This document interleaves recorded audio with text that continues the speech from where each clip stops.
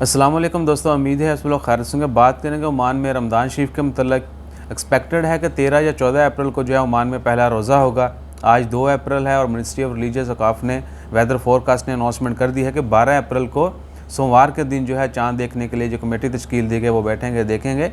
अगर चाँद नज़र आ जाता है और ये भी कि अगर चाँद नज़र आता है तो 20 मिनट तक जो है चाँद का दुरानिया रहेगा, यानी आसमान पे वो विजिबल होगा, 20 मिनट तक हम देख सकते हैं मगरिब के वक़्त।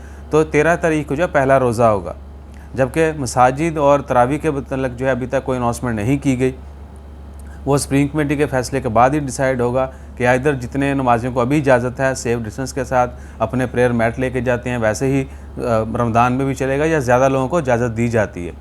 सो इंशाअल्लाह ताला खैर कोशिश करें कि अपना ख्याल रखें और जितनी भी मुमकिन हो सकता है कोरोना के हवाले जितने भी कवानीन हैं, रूल्स हैं सेफ्टी के हवाले से, उनको भी फॉलो करें।